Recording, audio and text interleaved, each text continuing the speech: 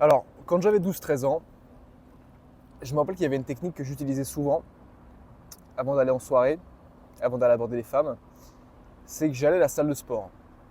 Pourquoi je faisais ça? Parce que ça me donnait le sentiment d'être plus gros que ce que j'étais. En gros, d'être un homme plus solide physiquement.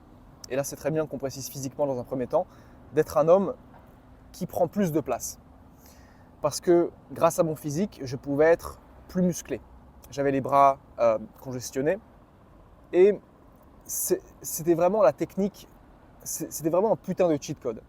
Parce que dès que je rentrais dans la soirée et dès que j'allais aborder une femme, bah, j'étais beaucoup plus confiant. Et jusqu'à là, il y a quelques semaines, j'arrivais pas, enfin, je savais que ça marchait, mais j'avais jamais vraiment mis des mots sur cette technique et j'avais jamais compris pourquoi elle fonctionnait réellement. Et dans cette vidéo, je vais vraiment te parler de l'impact qu'a ton body language et qu'a ton corps, plus précisément ton corps, sur ta confiance en toi. Et donc, il y a un concept qu'il faut que tu découvres, si tu ne le connais pas encore, c'est le concept d'image mentale. Il y a tout qui découle de ça. Si tu veux, ton image mentale, c'est un peu, c'est un peu le premier domino, si tu veux. Et dès que tu as une bonne image mentale, tu vas te sentir bien, donc tu seras dans des bons états, on va dire, donc dans des états propices à aller parler avec des gens. En fait, tu seras je crois qu'ils appellent ça le state. Bon, voilà. Tu vas avoir des bons comportements, tu vas avoir des bons réflexes, parce qu'en fait, tu as l'identité à la base. À la base, tu as l'identité du mec confiant. Et en fait, moi, c'est ça qui m'a obsédé durant ces nombreuses années, c'est comment. Parce qu'en fait, oui, c'est bien d'avoir les comportements, c'est bien de savoir quoi dire, c'est bien d'avoir la répartie, mais comment tu fais vraiment pour avoir l'identité, tu sais? Et mec, en fait, tout part de ton image mentale. Et déjà, quand on pense à une image, c'est pas anodin. Parce qu'une image, c'est vraiment une sorte de photo, tu vois? Genre, dès que tu penses à une image, par exemple, une image d'une table, tu ne vas pas penser au mot table, mais tu vas penser à une certaine table. Et en fait, c'est là que ça va être hyper subjectif. Parce que moi, la représentation mentale que j'ai d'une table, bah, ce n'est pas la même que toi. Donc forcément, ça marche pareil avec toi.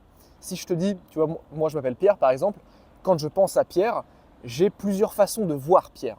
Soit je vais le voir comme un petit garçon, donc comme je le suis vu durant des années, comme un petit garçon qui ne prend pas beaucoup de place, qui est un peu skinny, qui est en retrait socialement, qui participe, enfin qui observe au lieu de participer. Donc soit je me vois comme ça, et ça va dicter toute ma vie sociale et toute ma vie relationnelle, parce que c'est comme ça que je me vois. Comme je te dis, c'est vraiment le premier domino, tu vois.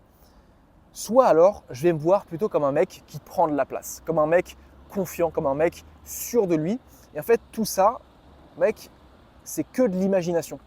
Tout ça, c'est que de l'imagination. C'est que ce que toi t'imagines. Ça n'existe pas, tu vois. C'est exactement comme avec le mot table. Si je te dis juste le mot table, bah, on a tous la même définition, on a tous la même, comment dire, c'est la même sémantique.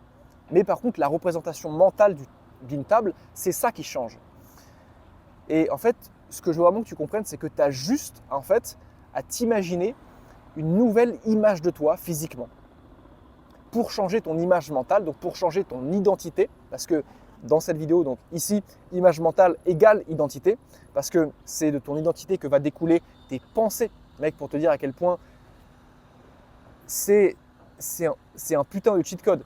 Donc genre là, quand tu te concentres vraiment sur le fait de développer l'identité et non pas de développer ta répartie, tes compétences, tes comportements, en fait, concentre-toi vraiment sur le premier domino, qui est l'identité.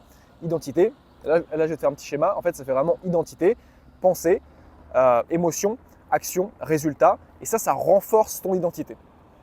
Ok? Donc déjà, dès que tu as la bonne identité, tu as tout gagné, mec. Donc tout ce qu'il faut que tu fasses, mec, c'est imaginer une nouvelle image de toi-même. Imaginer en fait une nouvelle table, si on file la métaphore. Et comment tu fais ça, mec? C'est grâce à ton imagination. faut vraiment que tu te demandes, ok, là, il y a ma version actuelle, là, il y a ma version désirée, il y a vraiment le moi idéal, il y a le moi 2.0, à quoi elle ressemble physiquement? Cette question, mec, elle est putain de, comment dire, c'est un putain de cheat code. Pourquoi? Parce que c'est instant en fait. Il y a des choses que tu peux changer de façon instantanée. Il y a des choses qui, par exemple, changer ta coupe de cheveux, te tailler un peu la, bon, moi je n'ai pas de barbe, mais te tailler un peu la moustache par exemple, mettre une boucle d'oreille, te teindre les cheveux en blond, mettre de nouveaux vêtements, mettre des montres. Toutes ces choses-là, mec, ça te permet en fait d'ancrer le changement de façon instantanée. Et en fait, comme je t'ai dit, c'est pas une question de… En fait, souvent on se trompe avec la temporalité où on se dit « Ok, j'ai besoin de temps pour changer ». En fait, tout ce dont tu as besoin, mec, c'est changer l'image mentale que tu as de toi-même et changer la représentation que tu te fais de toi-même. Et ça prend… pour être honnête avec toi, mec, ça te prend 2 secondes. Ça te prend 2 secondes parce que tout ce qu'il faut que tu fasses, c'est en fait changer comment tu te vois. Et dès que tu changes ça, tu vas voir que tu peux même aller aborder une fille comme ça, genre en claquant des doigts. Parce que tu te seras vu justement comme ce mec confiant, comme ce mec qui prend plus de place que dans que ton ancienne version. Pour t'expliquer un peu les choses concrètement, tu vois, toute la technique, c'est de un peu piéger ton cerveau. Parce que même si toi-même tu sais que tu n'es pas encore ta meilleure version actuellement, tu peux le piéger avec des petits détails justement qui vont lui convaincre que tu es déjà cette version de toi. Je ne sais pas si ça fait sens, mais si par exemple, tu sais que ta meilleure version, elle ferait du saut en parachute, n'attends pas de devenir ta meilleure version pour justement faire les actions. Commence d'abord à faire les actions. Si tu sais que ta meilleure version, elle se teint les cheveux en blond, pourquoi tu vas attendre de devenir ta meilleure version pour te teindre les cheveux en blond? Commence d'abord par te teindre les cheveux en blond et tu verras que ça va piéger ton cerveau pour lui faire justement croire que tu es déjà ta meilleure version. Tu vois, c'est le genre de truc où en fait, tu vas changer ton image physique pour changer ton image mentale. Donc là, la question la plus importante à te poser, et c'est vraiment la conclusion de cette vidéo, c'est quelles sont les choses que tu peux changer physiquement chez toi pour ressembler à ta meilleure version. C'est la seule question que tu dois te poser.